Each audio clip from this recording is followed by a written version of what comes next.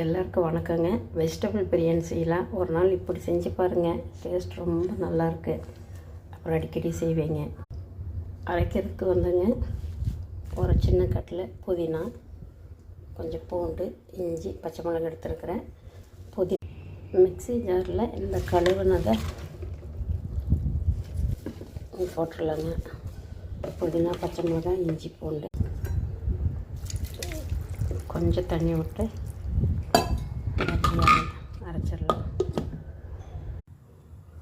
குக்கரில் வேணுங்கிற அளவில் எண்ணெய் ஊற்றிடலாம்.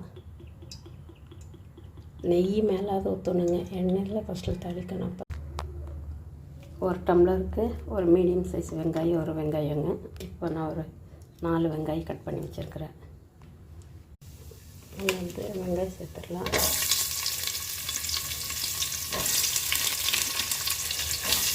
இஞ்சி பூண்டு பேஸ்ட். தக்காளி நிறைய போட்டேன்னா தக்காளி சாதம் மாதிரி ஆயிருங்க. அதனால் 2 பெரிய தக்காளி இல்லை, 2 தக்காளி மாத்திரத்தை எடுத்துருக்கிறேன். காய் கழுவி வச்சுருக்கிறேன். காய் போட்டுக்கலாம். காய் முதல்ல போட்டு அப்புறம் தான் தக்காளி போடணும்.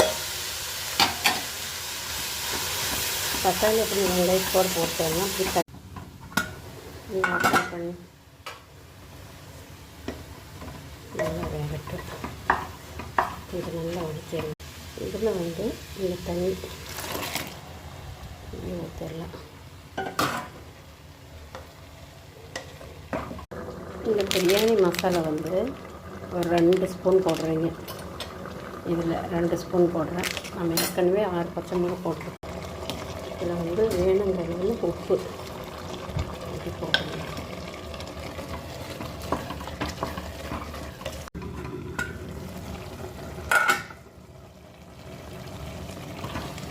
நல்லா காயெல்லாம் மசாலா பிடிச்சி நல்லா வதங்கி.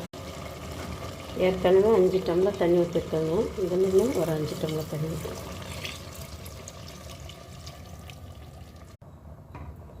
கழுவி நல்லா வடித்து வச்சுருக்கேங்க. அந்த அரிசியை போட்டுடலாம். மேலே 2 ஸ்பூன் நெய் ஊற்றிடலாம். நெய் இப்படி மேலே ஊற்றினாதான் சாப்பாட்டுக்கெல்லாம் குடிக்க நல்லா டேஸ்ட்.